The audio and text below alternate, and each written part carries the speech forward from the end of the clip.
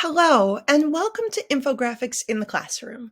I'm Kate Meyer, one of 5 MLTI ambassadors working with the Maine Department of Education. My job as an ambassador is to provide instructional coaching and professional learning around digital citizenship, technology integration, and digital instructional design to teachers in the state of Maine. My role as an MLTI ambassador is a 2-year position. There are 5 of us, and we were all in the field as educators last year. Prior to my work as an MLTI ambassador, I spent 21 years as an English teacher and a design thinking teacher, mainly at Mount Desert Island High School in Bar Harbor. And when my 2-year appointment as an MLTI ambassador is finished, I'll return back to my classroom. I'm so excited that you're here today to explore ways to get your students creating infographics in your classroom. So let's start by exploring what infographics are and how we might introduce them to our students. Infographics are visual representations of information, data, or knowledge intended to present information quickly and clearly. Infographics should be eye-catching. After all, they're competing for the attention of a digital audience with more than a few choices when it comes to sourcing information. You can see here that while all 3 of these infographics are designed by different authors, they do have similar design features. They have bold images, limited text, bullet points, icons, and curated color palettes. Each infographic has a descriptive title.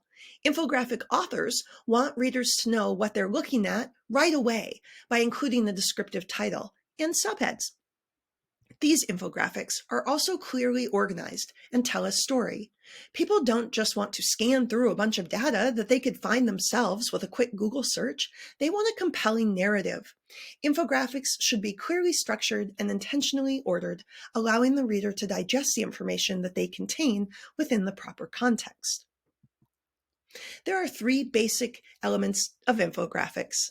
The first is the story. So what is the story that your data is telling? Your infographic needs to tell a story, otherwise it's just data. And then the data. Infographics are like reports. They are a form of informational writing, and they must be supported by relevant and accurate data, just like any report that we produce in the class. This is a great strategy to use when teaching your students the research process because they get to decide how to boil down their information to the most essential, which is a great skill that our students need to have. And then finally, design.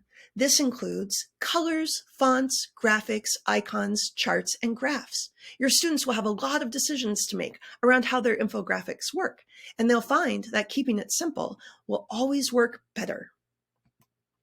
So to boil this down, infographics help us present information quickly, take in information quickly, and use our ability to see patterns and trends to create a sense of that larger picture, that narrative, that story behind the data. Teaching students how to consume and create infographics then is an important 21st century skill. Research supports this idea of incorporating consumption and creation of infographics in the classroom. There is a large body of research that indicates that visual cues help us better retrieve and remember information. 50% of the human brain is dedicated to visual functions, and images are processed much faster than text.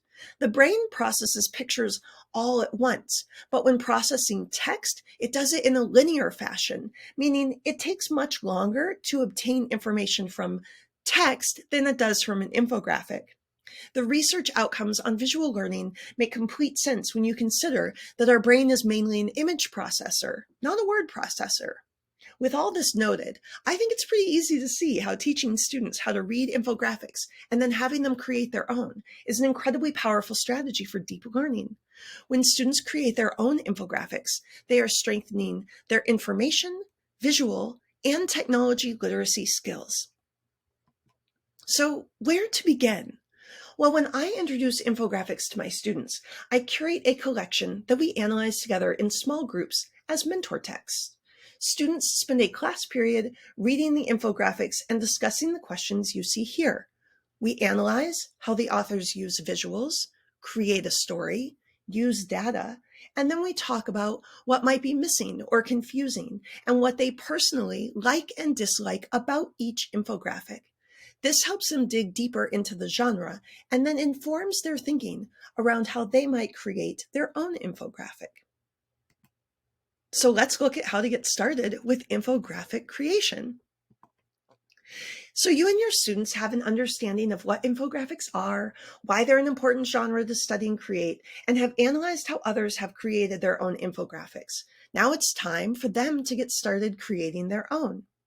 You might want to choose what type of infographic you want them to create, or you might want to give them a choice and let them choose based upon their data and the story that they want to tell. This will all be up to your students' readiness. There are a lot of different ways to create an infographic based on the data and the information that they gather, and then the story that they want to tell.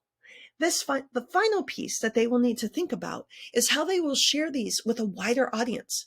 Infographics are great for social media shares if your school has a social media presence.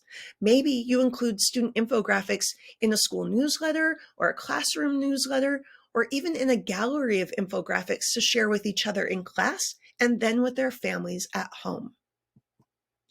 After students have gathered their information and determined what type of infographic they're going to use to tell their story, they get to dig into the design. I like to use Canva Education for infographic design, especially the first time we do this, because it has over 1,700 templates for students to choose from, and it's free for teachers and students. If you and your students spent time analyzing infographics, then they probably have an idea about what they like and don't like visually, and will probably experiment from there. This is a great time for them to try everything out and see how they can best tell their story. I have found that at this point in the process, my role as an educator is to step back and let them play with design. We do this in a workshop model. So they play and create, they get feedback from each other along the way, they make revisions, and then we publish.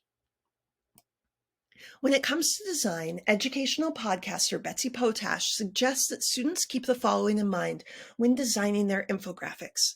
They need to keep it clear, not too busy, and keep fonts and colors limited to 2 or 3.